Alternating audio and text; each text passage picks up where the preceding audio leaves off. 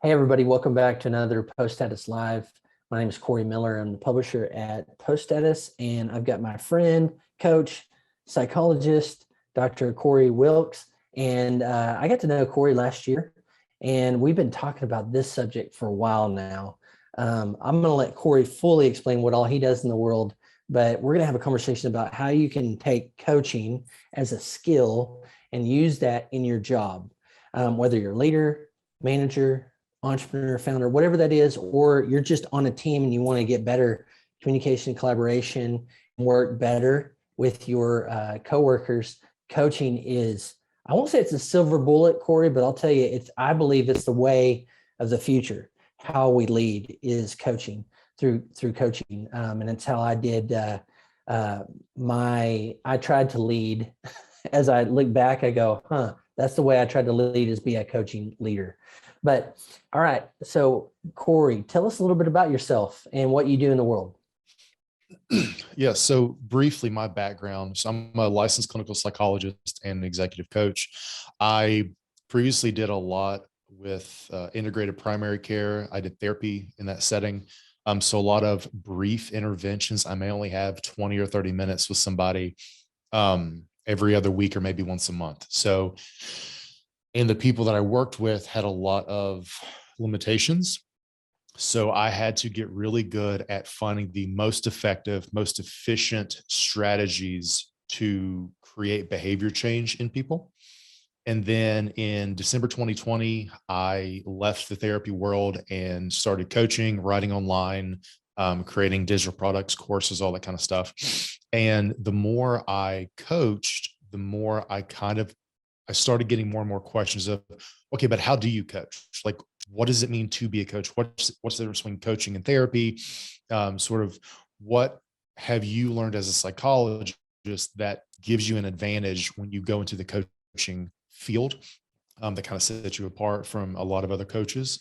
So that's kind of why we're doing this today, to take a lot of these questions that I get and sort of do like a behind the scenes of, here's what it actually means to coach. And here's some really simple, proven, effective strategies that you can use.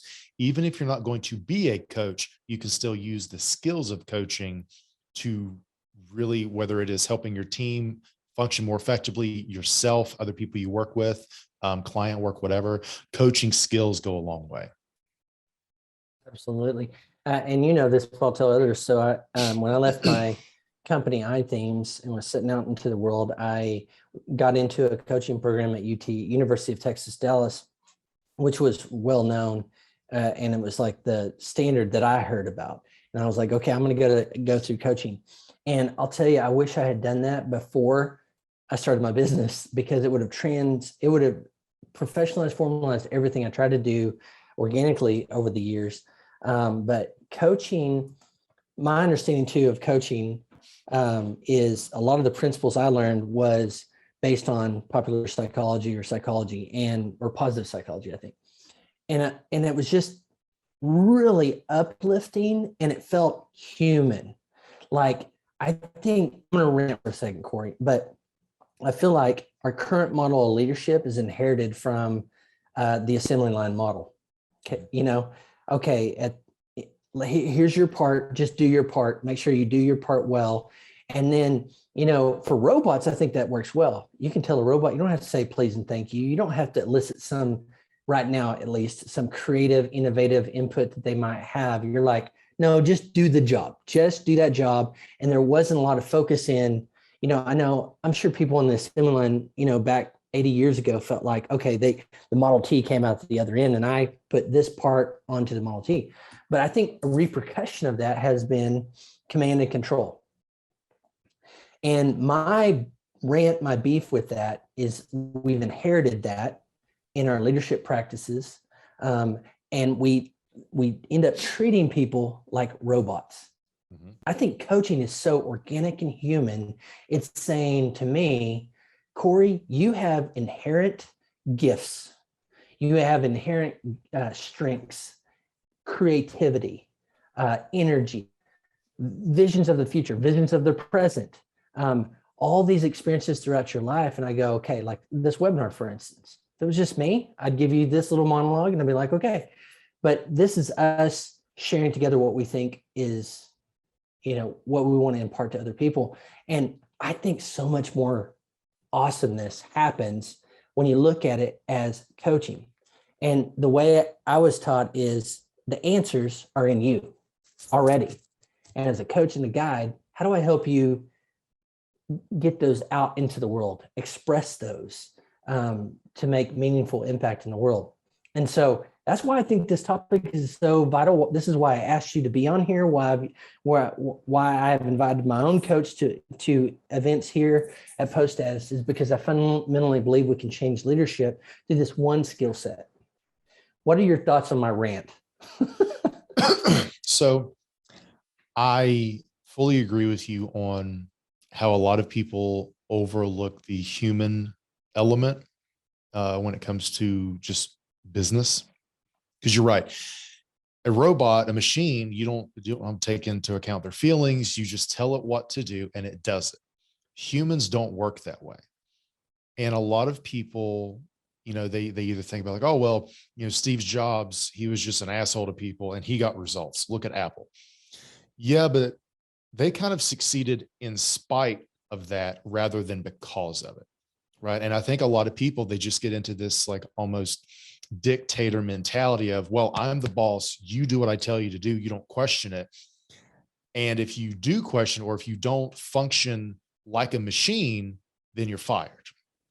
You can do that, but that isn't really how you instill loyalty long-term. Like if you want to rule by fear, you can. Fear is effective, but fear is a super poor tactic long-term. Right. So what coaching does is it allows you to address the very human aspect of your workforce or of your clientele or of whoever.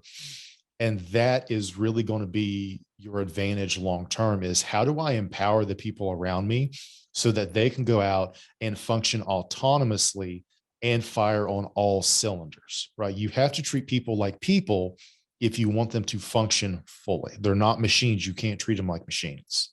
So that's the huge strategic advantage that being able to utilize these coaching skills gives you over a lot of your competition. And I think too, the command and control model has worked, but not very effectively. And I don't think it's the human thing to do either, is just to dictate and not try to see what's in that person, what they contribute to a bigger story. So I really like that. And you used the word fully. And I thought, okay, if you're going to hire a human who has this, so far we have in our skulls the most advanced computer ever on the planet so far.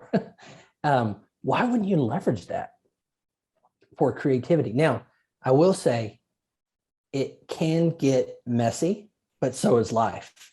The way I tried to be more of a collaborative leader was messy. It got messy. It was just part of it. But I also know, as someone who's worked for other people for a long time before I started my business, that the leaders I really appreciate worked for, who were the ones that respected that inner talent, gifts, strengths, whatever, creativity, innovation, whatever it is, and allowed enough freedom for me to operate for the best of the organization. I love that. Maybe I didn't do what they thought in their mind I would do, but I have taken the mantra of being surprised. Now I'll tell you, my being surprised, I haven't had maybe the best, I've had more of a baseball batting average. But it's when that has worked, and I've looked at others around me as collaborating partners. Man, for iThings, for instance, we got Backup Buddy. That wasn't my idea. I told people all the time, Backup Buddy wasn't my idea. I didn't build it either. I promoted it. I helped add my own strengths and creativity to that, but I didn't build the actual thing, and I didn't even devise the idea from it.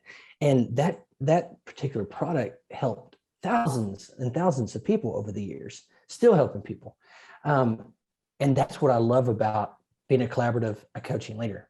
Okay, so the next question is, what's the difference between, because there's a line here that we want to be clear about. There's coaching, there's counseling. Even when I said some of the coaching principles I learned come from positive psychology, they're really quick to say you're not someone's counselor. That's not what we try to do. We're a coach, we're a guide, we're someone to help. And as I think about coaching, I think about it being two words: clarity and confidence. How can I help guide or be there with being a thinking partner, a working partner with the coachee, and help them to be their most clear and their most confident, to find that spark in them and let that flourish in the world. But what do you see as the primary differences between coaching, counseling, and there's probably another mentor, teacher? What are some of those differences that you see? So for the purposes of, post status and the people who are going to be listening to this, I'll kind of simplify some of it because some of it just isn't relevant. So counseling or therapy, right? Therapy is a more general term a lot of times.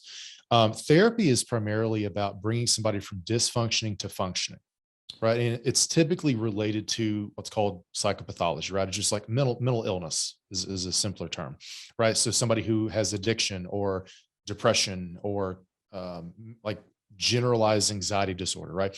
Therapy is about helping you learn to function and just kind of go about your day, right? Relatively. Coaching, on the other hand, is about taking somebody who already functions pretty well and helping them, flourish. You use the term flourish, right? So coaching tends to be it places more of an emphasis on your strengths, right? You talked a lot about positive psychology, right? Clinical psychology is about bringing somebody from dysfunction to functioning. Positive psychology is like, hey, you have a lot of strengths you're probably overlooking or ignoring. Let's uncover those so that you can double down on them so you can go further faster, right? That's the main distinction between those two. Now, as far as just work in general, sometimes people do hire coaches, or you just can use coaching skills to take somebody who is underperforming to help them improve their performance. But you're probably not going to deal with like I said, therapy stuff like depression, anxiety, addiction, right? Like if that's the case with somebody on your team, then they need to be referred to like a mental health professional for, because like you're not qualified to do that. So don't just outsource it to a professional. Maybe the better question I should have asked was the difference between a coach and a consultant. I think that's what you and I talked about a couple of weeks ago when we were planning these series. Yeah. So a consultant gives answers, right? A consultant is the person who comes in and they say, hey, do this step by step, and these are the results you should achieve, right? There's not necessarily a lot of dialogue. It's more so they kind of just give you the answers on a silver platter a lot of times. A coach, on the other hand, assumes that you know what you need to do at some point within you know what you should do, and you relatively know how to do it, but you need those nudges to actually, face those fears or give yourself permission to function fully, things like that. So what a coach primarily does is ask you a lot of questions that help guide you to develop more insight about yourself, your own strengths, your capabilities, and to help you, they kind of collaborate with you to help you figure out what is the best strategy to help you move forward. There's the main differences. Consultants give answers. Coaches primarily ask more questions. Yes, it's all about empowering.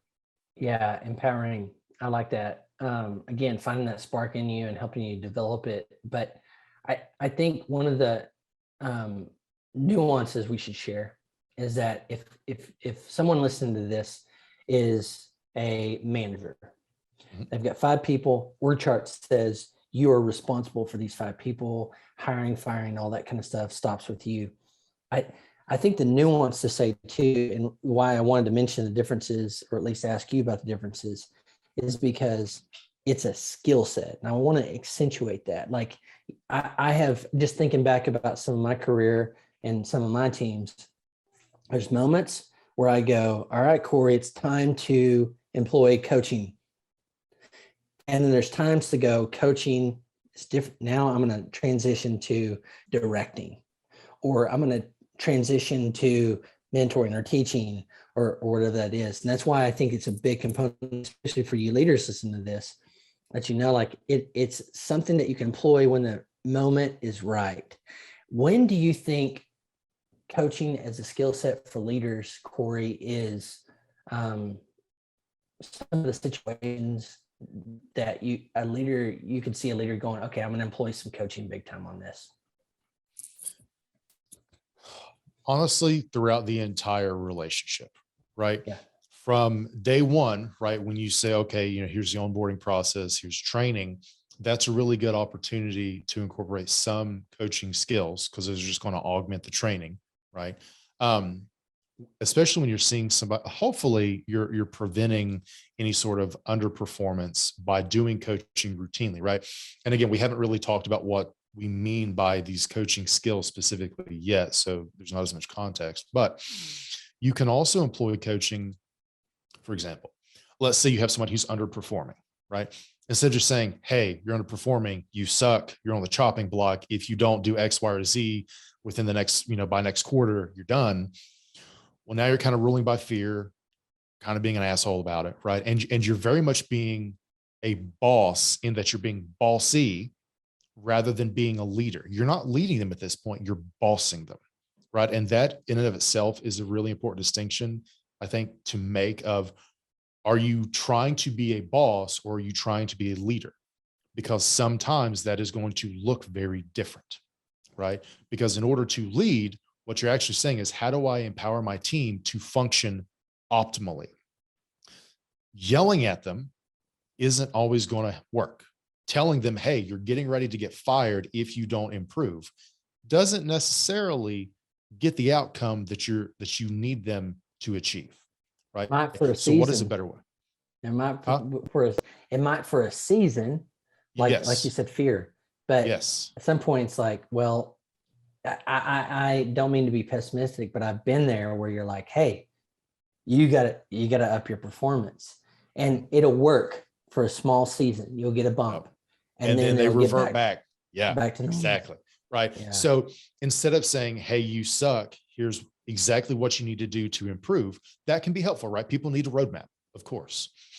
But another way to look at it is collaborating with them, saying, what is causing this underperformance, right? Like, is it that you don't understand something appropriately so that I didn't train you well? Is it that you don't understand the function you serve in the company? So many people feel disconnected from their work because they can't connect their input to the overall performance of the company. So it's easy to slack off and just be like, oh, well, it doesn't matter what I do because I'm not having a direct impact, right? I'm not responsible for anything. I'm just kind of a cog in the wheel, right? Like going back to treating people like a machine, right? If I don't feel connected to my work, of course I'm going to disengage. Of course I'm not, I don't feel a sense of, agency or engagement with my work because I don't see the fruits of my labor, right? So how can you empower people through these coaching skills to better connect with their work? Because when we feel a sense of ownership, we are much more likely to perform better over the long term, right?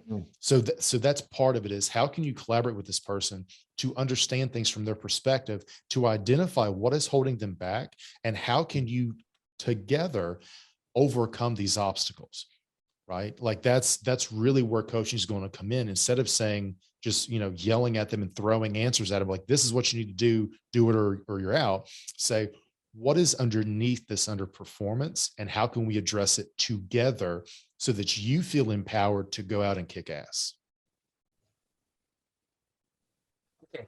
So there's a leader listening today and they go, okay, I want to take a next step. What do you think that looks like? We kind of diving into the actual experiences. I'm like, you kind of just teed us up there. Somebody's underperforming, talking to them about, hey, something's behind there.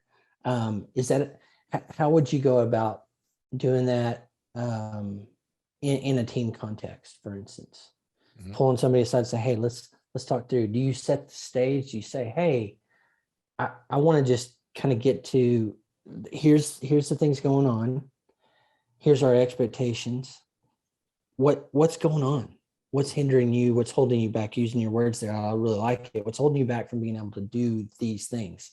Mm-hmm. And that requires, I would think, trust safety to have those kind of conversations. But what's the next steps? So first off, like you said, you have to create the right environment, right? So part of it, just from the very beginning, is communicating expectations very clearly and giving them all of the resources and the training so that, at least from your end, they have everything that they need, right? So that is the first assumption we're going to make, right? Because otherwise that is on you as a leader, because you didn't do your job, because you didn't give your team everything that they needed, right? Mm-hmm. But sometimes that happens, right? So then you update your SOPs, you do something else, your trainings, whatever. So it's part of it. The other part, and so this kind of leads into just general coaching skills that we can talk about. A big skill that you have to have as a coach, not even like a fully functioning, like a paid coaching gig, just to coach somebody. You have to learn how to build rapport. Okay. And all rapport is a relationship where people feel safe to communicate, right? To not feel like they're always on walking on eggshells around you. They have to feel safe around you. They have to feel that they can communicate and talk to you and open up, right? Now, again, at work, you don't necessarily need to be like, vulnerable, right? But full coaching, you need to create that environment where people feel safe to be vulnerable and talk about really deep conversations that may not be as relevant for like a workforce type deal. But people have to feel comfortable to come up and talk to you. Okay. If you are the super stuffy boss who you kind of thrive off of fear and people sort of getting quieter when you walk through the hallway, that's an issue. Okay. So if you've created this environment of safety, of psychological safety, it's a big term right now, you've built this rapport, then when you approach somebody, you're approaching them with the assumptions that they know what to do and how to do it. You've trained them appropriately. They have everything that they need. And you have already established this environment where people feel safe to have a candid conversation with you, and you can approach them about these issues. So that is where we're starting now, with all those assumptions in place. I like your, go ahead. No, go ahead. I like your reference about walking through the halls. That's a great test for those listening. It's like, or on a Zoom, if it's mostly quiet, you got people like wide-eyed. That takes some self-awareness too, but into having these. And I think about, I'm going to give an example and you tell me what you think, but for me, the hard conversations were always the toughest and they're tough for a reason, I think. But when I did try to lead with enough vulnerability in those conversations to say, like my partner Jay used to say, it's the hands out. It's not the pointing, it's the hands out. Hey, I'm trying to figure out where you're at, why some of these things are breaking down. Acknowledging, hey, I'm at a loss. I need your help. I care about you. I value you as part of a team. Like, we need to talk through these things. We need to talk through some of these issues. And I know this is a hard thing, giving somebody safety, particularly in some of these conversations. I remember I was doing some consulting 2 years ago, and it was basically small group facilitator, me, peer groups, and with 30 of the top brass at a large casino. And I had groups of about 8 to 10 in those. And it's tough because, it was a group setting too, but I knew some of the past history, and I thought, I don't want them to think I'm coming in here to have a performance review with them. I had to state it like, hold on, I just want to help you as a leader, support you in those conversations. But this sense of psychological safety in these conversations, because we're kind of trained, you get called into the boss's office or Zoom. Oh crap, what's going on? I think this is a challenging concept. That's how I try to do it. It's just hands open. Here's what it is, but in those situations, I think people can be pretty guarded. How I took some of those walls down was just say, hey, I love that you're here. I love your strengths, everything you bring to the table, but something's not matching up here. And the faster we can get this relationship working better, the better it's going to be for everybody. You're going to be happier because, again, like you said, disconnect from how I contribute to the work. That could be an issue. They don't see where they're making an impactful contribution. Been there myself. And then that's an opportunity when that person is able to share that.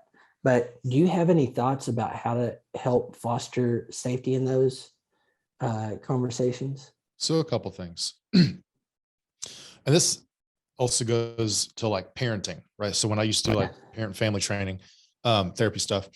So what a lot of parents get trapped into this way of thinking is, I'm going to assume that my child is going to always behave, like their baseline is behaving.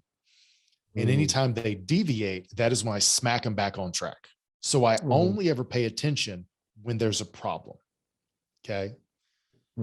That is a huge trap, right? Because if I walk by little Timmy is coloring in his coloring book, I just keep on walking like, oh, deer in headlights, I don't want to spook him. Let me just keep going. Right. But as soon as Timmy starts coloring on the wall, I'm like, oh, Timmy, no, don't do that. Like, And then I'm in his face. I'm yelling at him. I'm doing this. I'm doing that. That's the only time he's getting attention. Right. Now, again, obviously, kids do whatever for attention, good or bad. But when it comes to the workforce, are you paying attention to people when they're doing well? Or do you only talk to them when there's a problem? And do you only talk to them when the problem has gotten bad enough that you're like, oh, now I'm going to grace you with my presence, right? If that is you, you are a very reactive leader, right? Which reactive leader is sort of an oxymoron, right? So that is the first piece is, are you having these conversations with people when they're doing well, right? Because otherwise, if you only talk to people when there's a problem, people associate your presence with anxiety. So anytime they talk to you, their baseline just emotional functioning is going to be heightened because they're going to be anxious purely because they're talking to you, because they know you only talk to them when there's a problem. So that is the first piece of trying to create this environment of psychological safety is, are you talking to people just normally? Are you talking to them when they're doing well? Because these same coaching skills, that we're going to talk about, these apply when people are doing well. Like, hey, what worked? What was behind this performance? Like, last week you killed it. What was going on?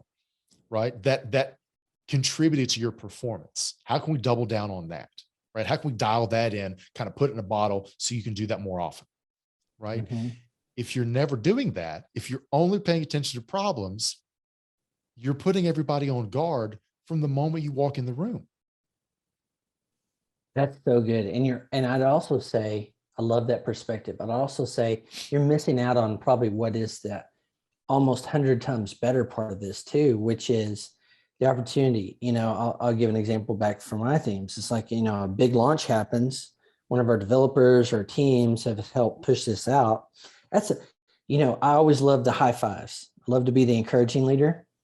But there's an opportunity I just thought of that I could apply in my past and present now is, okay, this went well. Let's hop on Zoom or let's talk in my office and let's do a postmortem and say, why did this go so well? How can we recreate these things, keep doing the things that went really well in this kind of postmortem of success? Maybe it should be something else, post-success, meeting or something.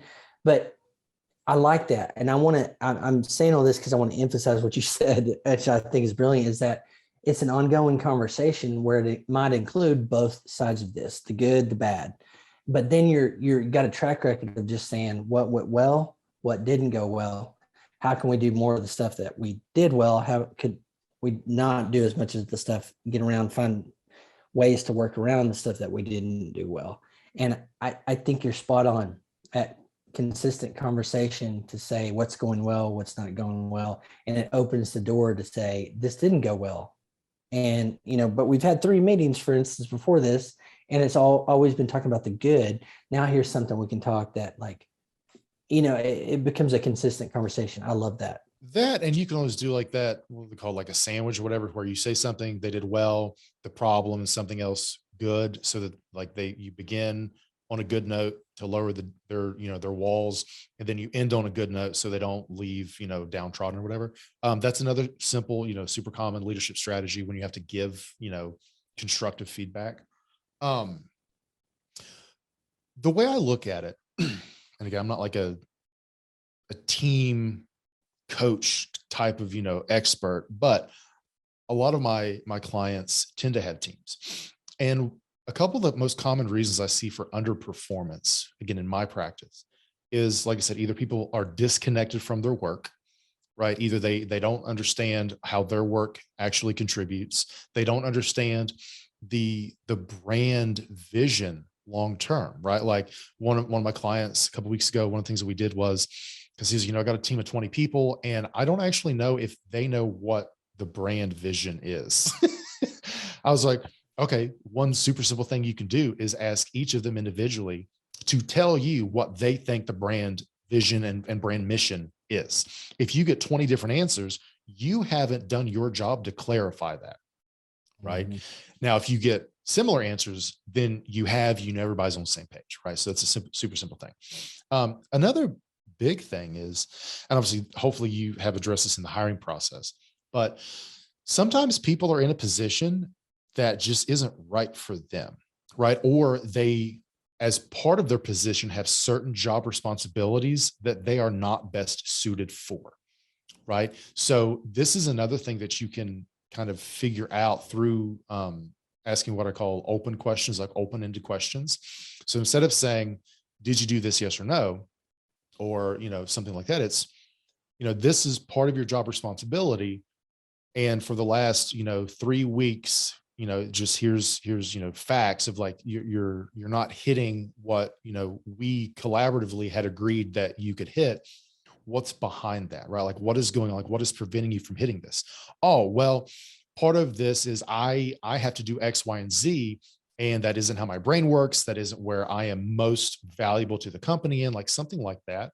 I'll give an example. One of my friends, he's like diagnosed ADHD, like he's super hyper and inattentive. But when he had a desk job, he was very bad at it because he's really bad at those fine details, like just like super, attention to detail. He's not good at. He is super charismatic, very good at building relationships. He's very imaginative, very creative. But when he had a job whose major responsibilities were like nitty-gritty details, he floundered.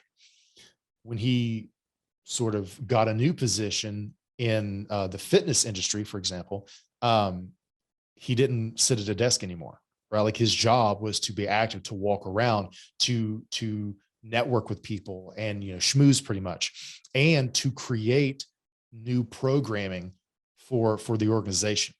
Then he was great, right? So that's another thing is like with your employees, is everybody in the right position for them, right? Because when you put somebody in a position where they're only, contributing 50% of what they're capable of, are you really doing anybody a favor by keeping them in that position versus saying, where might you be better suited based on your skill set, right? How can we, instead of trying necessarily to address all of your weaknesses, how can we clarify your major strengths and put you in a lane to where that is what you do, right? For some organizations, that may be a better route for you than to constantly every week, every month, every quarter, try to shore up the exact same weaknesses, because this person, that's just not where they're most valuable to your company at. All right. Let's get into the nitty gritty. Let's talk about coaching skills. Okay. What's the first one that pops in your mind? We talked about rapport, building rapport. We could talk the whole time in multiple webinars about just rapport and safety. Yeah. So we can start there, just kind of do a little bit of it. So like everybody on this call, right? Corey and Corey, C squared, we are very different people as far as how we would approach building a relationship with somebody in a conversation, right? Corey, you have your background as like a pastor, right? Pastor, preacher, I don't remember. Long time ago, I was in church work. Yeah, you just outed me. Yes. Oh, sorry, I didn't know that. I thought you talked about that before. No, I have maybe once or twice in 10 years. Okay. But you have that background, yes, right? Yes. And that is a very interesting skill set, just to make people quickly feel at home being around you, right? Like that is a supreme skill set that you get from that kind of a background, right? Mm-hmm. You, again, from like our conversations, both of us are compassionate with people, but we show it in a very different way, right? Like Corey, like when you talk, you like just exude compassion, right? Again, like almost like that, like preacher type feel of like this dude he's just full of love. He just cares, right? Like that is the vibe that you give off when you talk. Okay. Whether or not you intend to, that is like my experience of how you talk. Okay. Mm-hmm.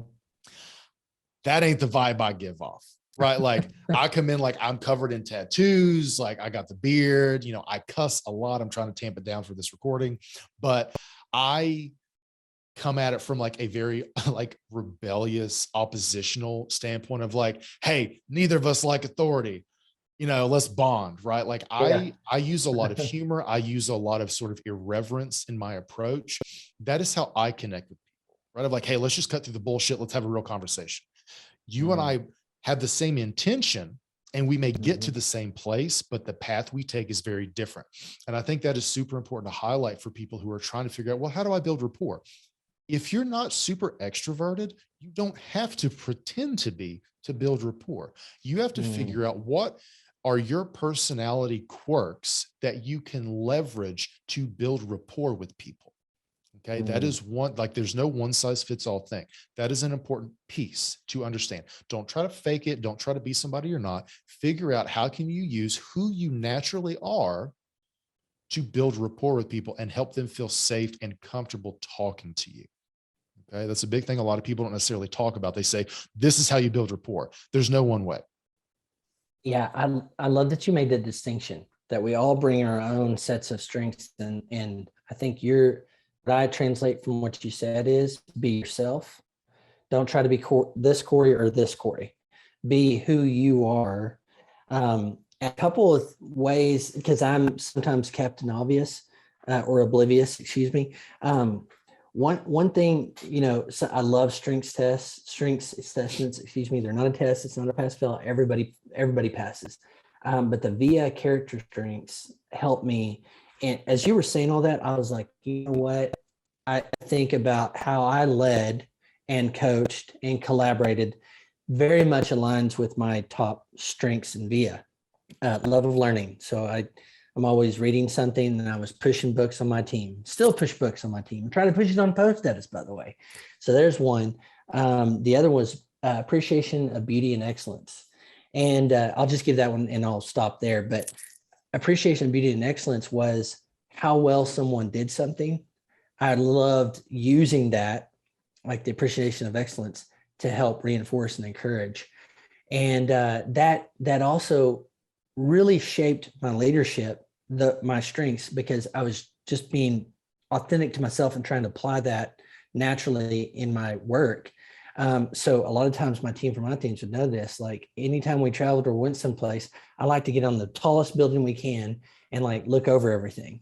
And I loved, or if it's just a magical sunset or something like that, and appreciation of the beauty of life and work and different things. Design is something I always like enjoyed. I don't feel like I'm a great designer, but I worked with some fantastic designers. And those are some ways that channel. Now your top 5 VIA is probably totally vastly different, but I would say some of those elements that you were just sharing probably come out in some of your VIA. So for the leaders listening, that's just one way for me to just realize, because some of the things that might feel obvious to me, but you're like, no, actually look at the thread. If you just look back, you can see all of this. So high component of learning, high component of appreciation of beauty, and trying to incorporate those into everything we did, I think helped me be more authentic as a leader and as a coach. And like you said, yes, my background, I was in church work for 6+ years. I used the set. I say you outed me because my little trick all these years is I've thought of myself as the shepherd of my team.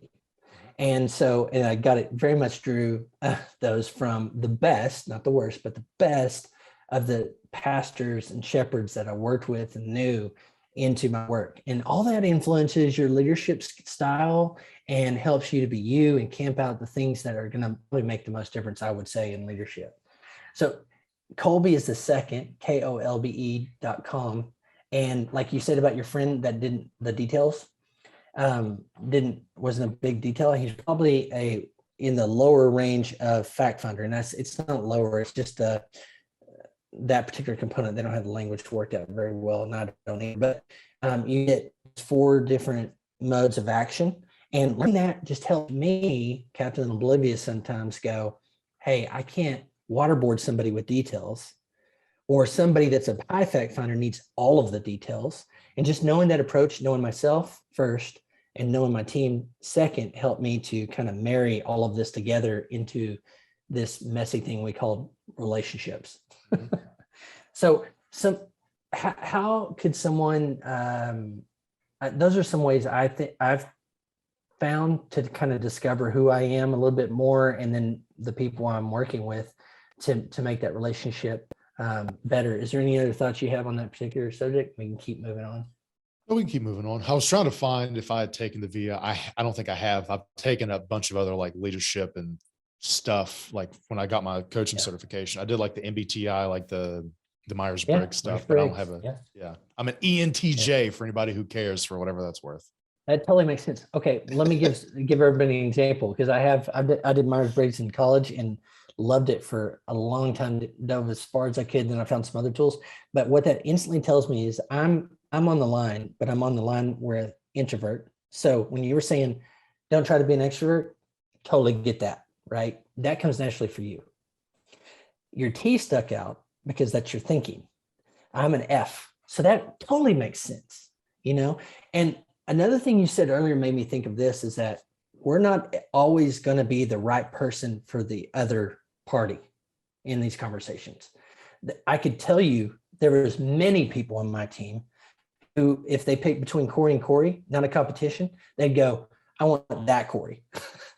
I like how he's blunt. I like how he's raw. I like how he says it. He just gives it out there. And then some could go, no, I want the teddy bear Corey. I am not for everybody. 100%. Me exactly. Either. Me either. Yeah. But you have to recognize about yourself and not try to be everything for everybody. Right. Which is business 101, right? Like you can't be everything for everybody. The same applies for leadership and coaching. Absolutely. Okay. So the next thing that is a super important concept when it comes to coaching is asking open-ended questions versus closed, right? Now, both have their place, but more often than not, you're going to get way more quality information from asking an open-ended question. Okay. So a closed question can be answered yes or no. Did you do this? Yes or no. Right. Mm-hmm. Versus what kept you from completing this? Oh, well, X, Y, Z, ABC, whatever, right? You're going to get way more information, right? Something as simple as, hey, Corey, did you have a good day? That's a yes or no. Hey, Corey, how was your day? Oh man, like this happened and that happened, right? That is just like, you get way better information, right? And again, like with like formal coaching, like a full, coaching session, a coach spends the majority of the time when they're not listening, which is the next thing we'll get to, asking open-ended questions. Why was that your reasoning, right? Tell me more about how you came to that conclusion. What is preventing you from doing X, right? How can you sort of leverage your strengths and resources to overcome this obstacle, right? What works, what doesn't, why, right? And related to this, there is a difference between being curious and being judgmental. And this is the thing, a lot of people, especially when you're in like a more leadership position, it's really easy to cross that line. Okay. Mm-hmm. I can say the exact same thing with 2 very different tones, right? Why did you do that? Versus, why did you do that? Mm-hmm. One throws up your walls because now you feel like you have to defend yourself because you feel attacked, right? Because I'm coming at it from, why did you do that? Right? It's very judgmental. Versus, so why did you do that? Right? I am genuinely coming from a place of curiosity. A coach comes at everything from a place of curiosity, because ultimately my job isn't to judge. It is to understand. And again, coming from, as a psychologist, that's my job, right? My job isn't to say it's good or bad or whatever. It's why, to understand it. And I always come from a genuinely, not faking it, a genuinely curious place. And because I come from that place of curiosity and I've made you feel comfortable and psychologically safe, I can ask really hard questions and your defenses don't go up because you never feel attacked. You feel safe from a baseline.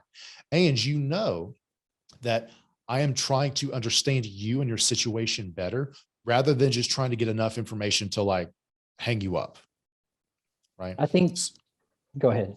That was it. Go ahead. That I think when you were saying that, I go, okay, number one, you're in the conversation with the team member and you're stating your intention. And you just gave us the words. I'm not trying to judge. I'm trying to understand. I mean, that's a real quick, hopefully at least a stated thing. Now, you got to back it up by your actions. But when you were talking about the open-ended questions, that's brilliant. And by the way, the other word I would add to this is practice. All of this takes practice. If you're listening, you're not going to get it perfect out of the gate. It's an evolving thing. And there's always going to be a situation that tests you. But I think about when you're saying open-ended questions, here's a great, I think an excellent example, if I may say so myself. My kids, they're 7 and 9. I pick them up every day from school. I knew when I said, how did school go? You know what they say? Good. Just like I do, right? So I realized, okay, I need to make this, if I want the same thing, I can ask the same question.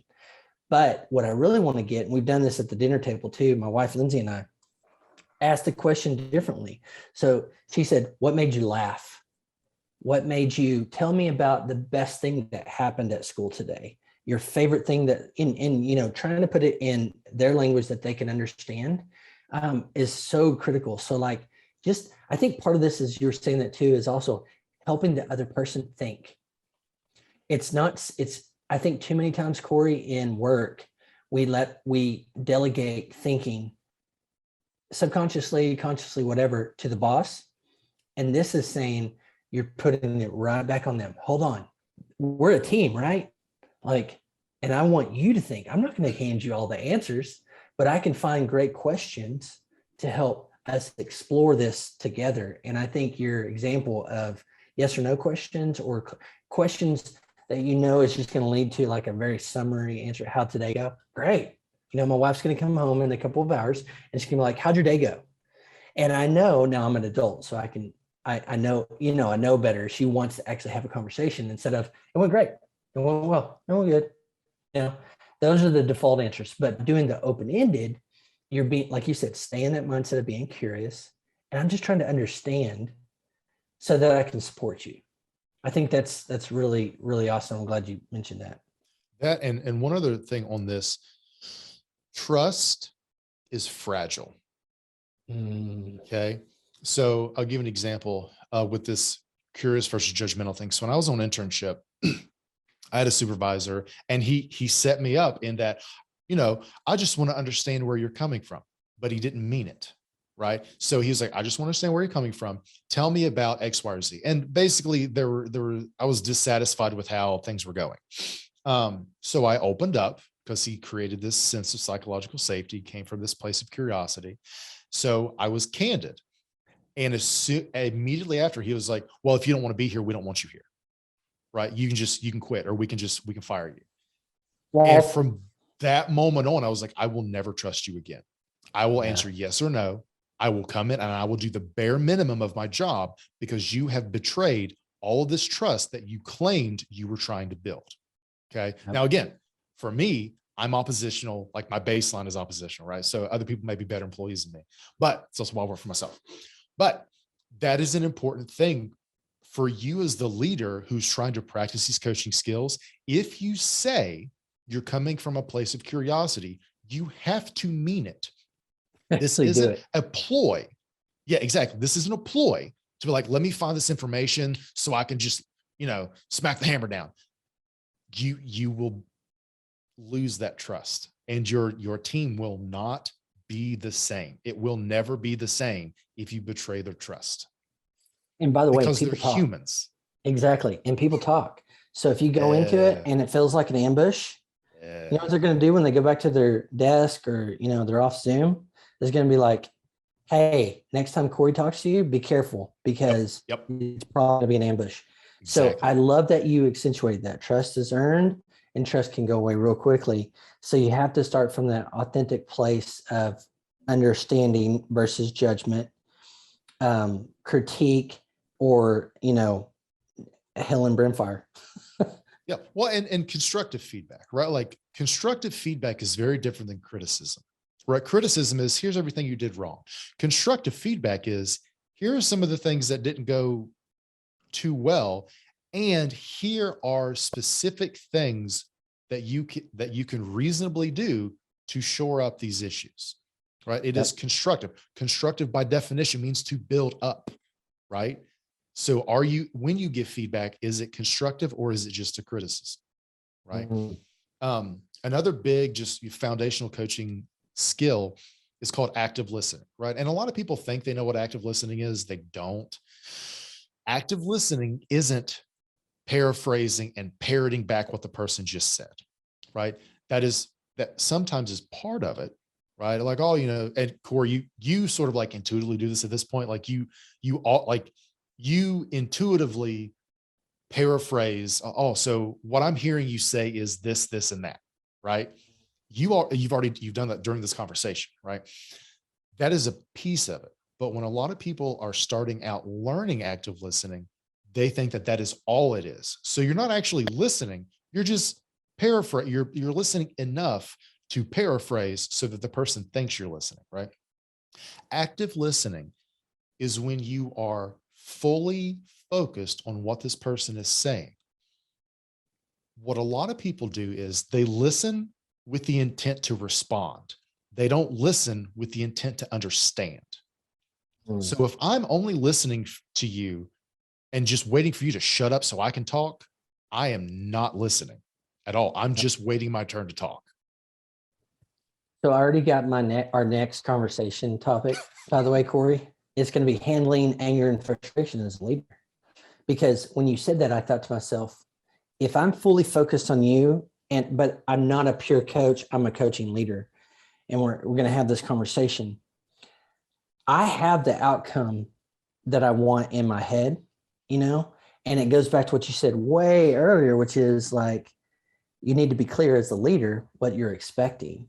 And I think that's a great way to start out, is like, this is what I had hoped would have happened, and it didn't. Can you help me understand how we got there? I think is helpful too. And like, I don't know, it comes down to conflict. That'll be another topic. But for me, at least, it just lights up my conflict happening, you know, like, so I think that'll be the next one, because I think to myself, okay, I know founders in our community will go, man, I'm holding all of this thing together. This didn't happen. And I just want to figure out how to fix it. And it's that human, messy, relational stuff that like sometimes takes time. I mean, I had team members for years that we struggle with same or similar things over time. And, but I had to remind myself, sometimes it's brick by brick, you know, those conversations over time to make sure we're aligned, or like you said, is the right fit? Are they in the right seat? Am I doing my job being clear? Have I been clear? So that I can get to the active listening part of this and actually devote my time and energy to go, what actually happened? I just want to hear it from yours. A lot of times my problem, Corey, though, was getting in the way of like the active listening is I know the whole game.